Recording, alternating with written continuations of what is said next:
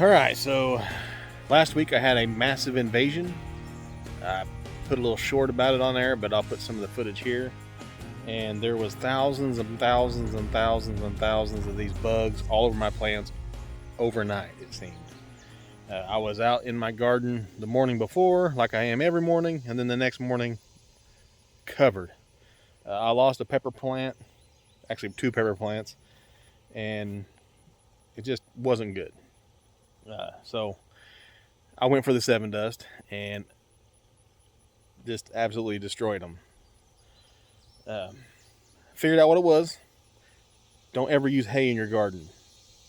As you can see right here, I pulled most of my squash plants out.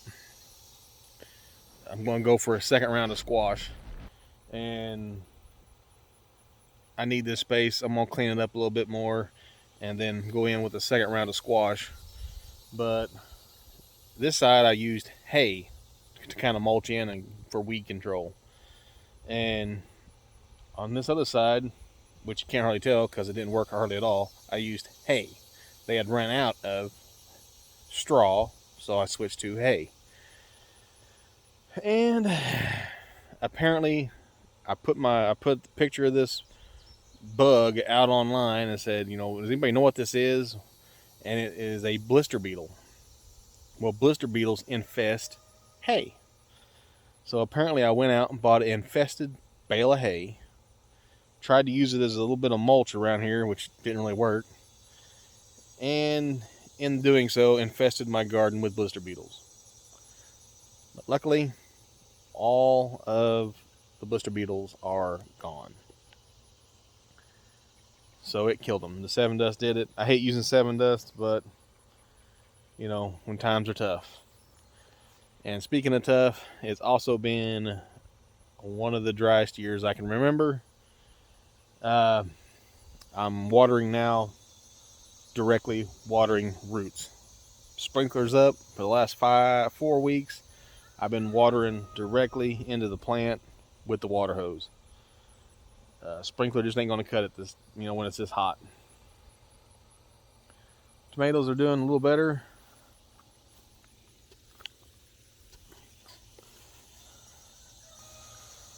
Got some nice green ones on there. I've been coming through here and shaking my plants every day. I really am low on pollinators, I think. That's my biggest problem, is I need some bees. This one here has got a few on the bottom and a few little ones starting. They're all 5-foot plants. One of them's 6 foot over here.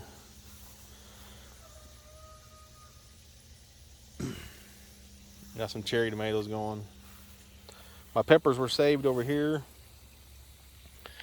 Getting a few little bell peppers on there.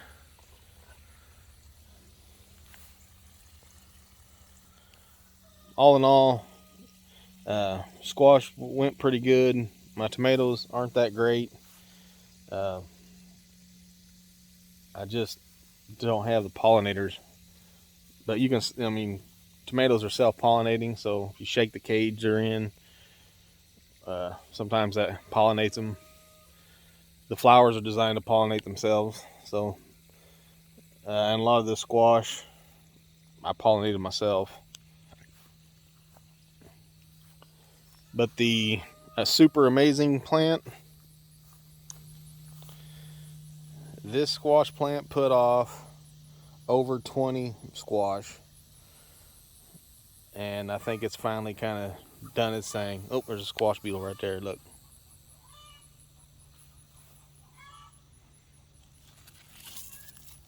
Squishy. Ugh.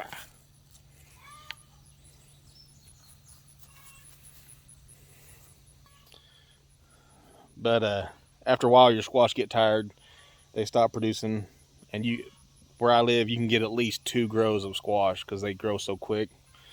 So these are all going to come out and new squash are going in soon. Anyway, I thought I'd update everybody on the garden. Tomatoes have been I'm kind of surprised.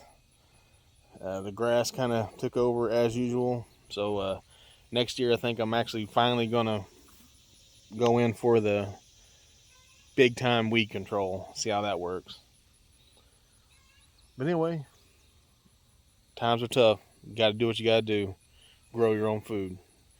Because I tell you what, it is hard to go to the grocery store. We don't go very often, but man, when we have to, it's depressing. Keep your heads up. Stay strong. Love you all. God bless. I'll see you on the next one. Hey, if y'all want to help support Wild for the Outdoors, be sure to like, share, subscribe, and hit that notification button. Get notifications when I put out a video. Love y'all.